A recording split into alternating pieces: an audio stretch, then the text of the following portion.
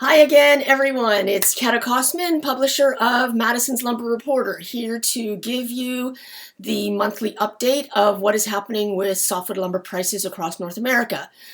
So there's a few people who've been commenting on my YouTube, and thank you everyone for participating. I think it's great to click the like button, subscribe, and leave comments. We've got some good conversations going for people who have specific questions for their region where they are. But some people have been saying, get to the point sooner. I guess they don't have time to listen to the full 8 minutes of exciting recap of lumber for the last month. But anyway, so prices are up. Are we surprised? If you looked at housing starts and home sales in the US, you shouldn't be surprised. This very, very strong demand that we've been talking about since about 1 year ago, since late spring in 2020, is still going on. So print for benchmark softwood lumber item Western Spruce Pine Fir 2x4 number 2 and better last week Friday, which is for this week, the last week of April, was US $1,330 per 1,000 board feet. It's completely phenomenal. A couple of weeks ago, when my analyst sent me the price list, his note to me was, before you read this, hold on to your hat. And I said, my hat flew off and is blowing down the street, and I don't think I'll ever catch it. So this past week on Friday, my hat, it's gone. And it's not just my hat. Everybody who follows lumber, who's in lumber, cannot believe that prices are still going higher. And it is a supply-demand situation, pure and simple. Some people are commenting, oh, I've seen piles of lumber in reload and wholesaler yards on the railway. Yeah, because that's the wood people ordered in February and they've been waiting for. That's why prices are going up. People are building. Yes, there's building that is being put on hold. People are curtailing some construction, but there's building that was already started that can't stop. And it's not just reduced supply, reduced production, which I'll show you the data in a minute. It's supply chain. It's the railways. People can't get rail cars. People can't get trucks. There is a huge delay between when the sawmill finishes producing the lumber and ships it out and to when the customer is getting it. So it's actually a good thing that people are seeing lumber stacked up in various locations, because it means at least it's left the sawmill yard and is getting closer to the customer. So this price of benchmark 2x4s Western Spruce at $1,330 is up $994 or 206% from 1 year ago. In April 2020, we printed $332 on that item. Prices hadn't really started going up very much at this time last year. The sawmill curtailments, especially in Canada, in response to the pandemic, were in effect. The Canadian-US border was closed for 6 weeks, but for freight was even closed for about a week and a half, which is one of the reasons why the supply chain is still backed up right now. Compared to 1 month ago, my last update for March of 2021, the price of Western Spruce at that time was $1,040. So now it's up $290 or 28%. The fundamentals behind this are U.S. housing. I've explained before that home building, specifically U.S. home building, is the single largest customer for Canadian and U.S. softwood lumber. Housing starts for February were up. Home sales last week were up. I'll do another video on that. For now, I'll stick to the lumber prices. So let me show you the graphs, which come out of my dashboard, which subscribers to the actual Madison's Lumber Reporter weekly full list see. And I'll come back to explain a little bit more about the fundamentals behind that. So this is lumber prices for this week. Everything's up compared to last week and compared to 1 month ago, except Southern Pine there. You can see that's 2x4 on the east side. Overshot a little bit last month and actually corrected down this month.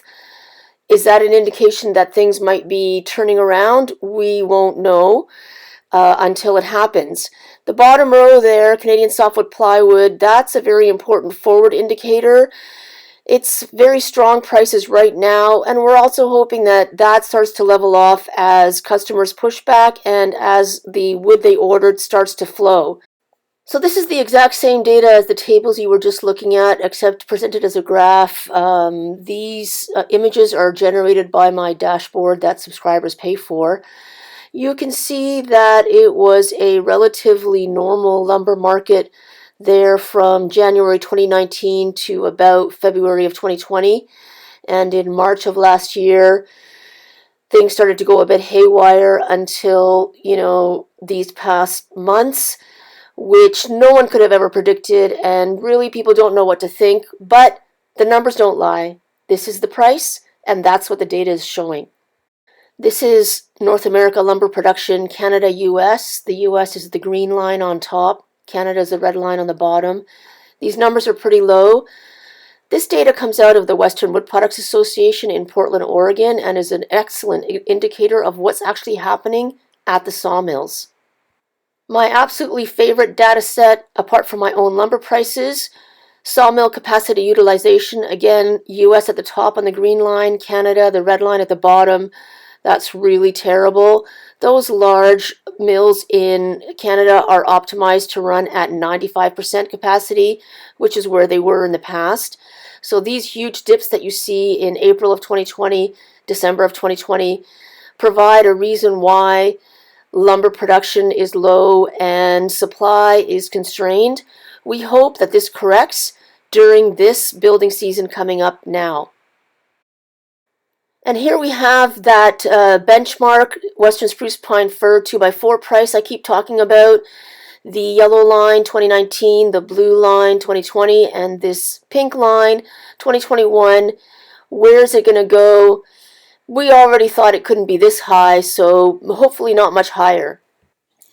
Okay, so as you can see, while demand stays strong or is even higher than it was at the end of last year when we couldn't believe how much building and renovating activity was going on, supply is not that great. The mills are doing what they can in terms of the production. One thing that we know that's good that we can say is that the log supply is excellent. The mills all across North America, east, west, north, south, are well stocked with logs and expect to continue to have a good log supply into the season this year, just as much as they did last year. So it's the actual workers at the sawmills. Workers in the forest as well. It's not as high as it would like to be given all of this demand that we've been seeing. But there really was a reduction over the last few years as people were retiring, as they were reaching retirement age, and new hiring has not been that great. Forestry was not seen as a good career move, what with the largely depressed US home building and the low lumber prices and the softwood lumber duty and all of these things that were keeping young people from thinking about a career in forestry. So the trucking, the sawmills, and the logging are all having an issue with retiring staff and not that many new people coming in. The Canadian government and the Forest Products Association of Canada and these kind of agencies, the Softwood Lumber Board, others have been putting out the word that forestry is a good employment opportunity, and there has been an increase. Actually, last year, Canada had intended to plant 1 billion trees. Canada was on course for a very powerful tree planting initiative, a lot of it here in BC, to replace the timber that we lost to the mountain pine beetle. And that got stopped just as it was meant to start going because the social distancing for the COVID could not take place in a camp. We lost a lot of those seedlings. Unfortunately, there was planting that went on later in the season as that sort of got figured out how to make a camp where people were able to stay separate, but I mean, you can't get on the bus.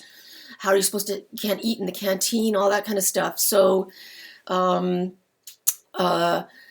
this kind of issue is not seen, but is a real problem.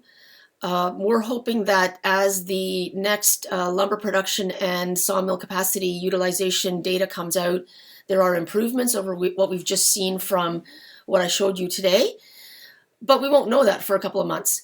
So in the meantime, we still have very strong housing, home building, home sales activity, and expecting to see an increase in the remodeling and do-it-yourself as the season improves further, and not very much more lumber being produced, at least right now, to feed all of that. So stay tuned. Come back often. Check my website, madisonsreport.com. There's a subscribe link right at the top along there.